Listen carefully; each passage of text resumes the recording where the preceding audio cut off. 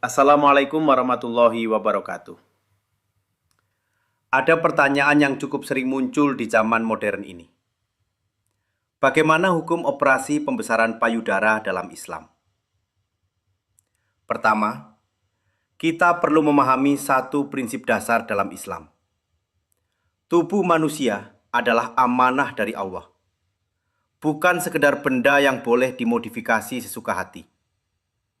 Dalam Al-Quran, setan bahkan mengatakan akan menggoda manusia untuk mengubah ciptaan Allah. Ini disebut dalam surah An-Nisa ayat 119. Karena itu, para ulama membuat satu kaidah penting. Mengubah tubuh tanpa alasan yang dibenarkan termasuk hal yang terlarang.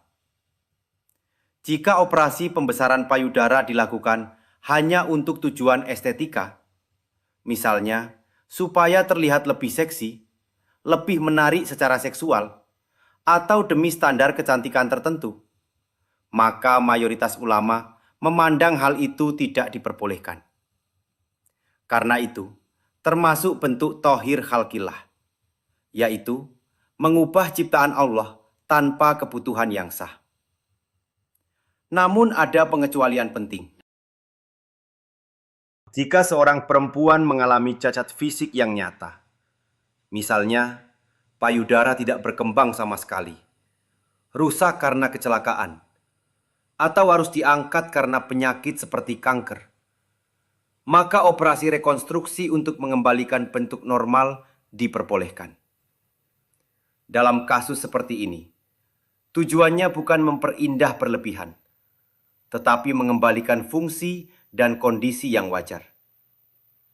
Dalam fikih, ini disebut operasi medis rekonstruktif, bukan operasi kosmetik. Jadi kesimpulannya sederhana. Jika operasi pembesaran payudara dilakukan sekedar mempercantik atau mengikuti standar kecantikan, maka hukumnya tidak diperbolehkan. Namun jika dilakukan karena kebutuhan medis atau untuk memperbaiki cacat yang nyata, maka diperbolehkan.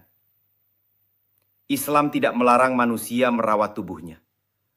Tetapi Islam juga mengingatkan, nilai manusia tidak ditentukan oleh ukuran tubuhnya. Karena martabat manusia tidak diukur dari seberapa besar payudaranya, tetapi dari akhlak, akal, dan ketakwaannya.